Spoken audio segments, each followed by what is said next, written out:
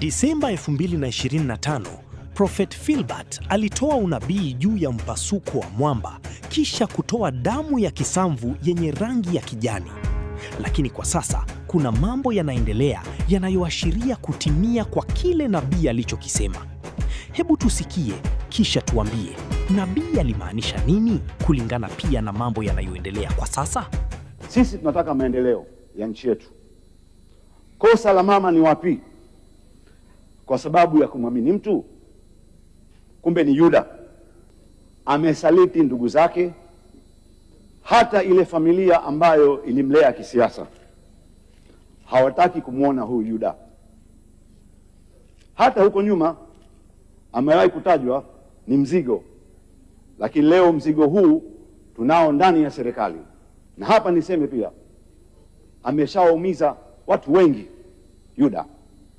Wengine walikuwa mbele, sasa tunao huko nyuma backbencher wenzetu, wako wafanya biashara, watendaji ndani ya serikali, wengine ambao walikuwa na safari nzuri ya kisiasa, wamekatwa, wameathirika, wako nje na wana msongo wa mawazo. Lakini Yuda tumeanza kumwona anaibuka katika nyumba za ibada kutafuta huruma za wananchi na watu mbalimbali.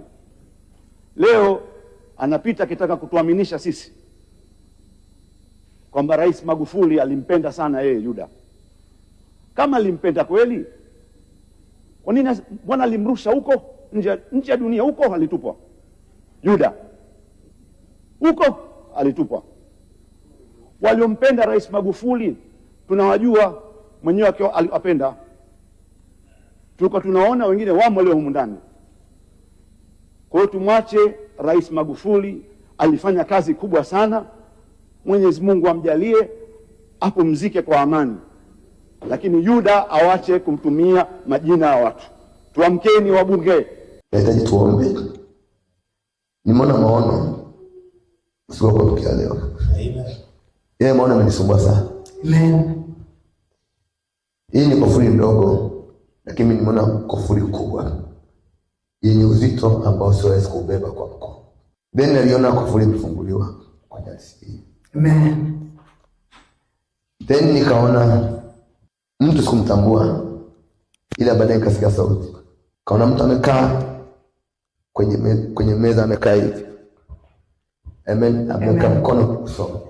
Then nikaona kofuri kubwa imewekwa kinywani, inafungwa. Inafungwa kofuri.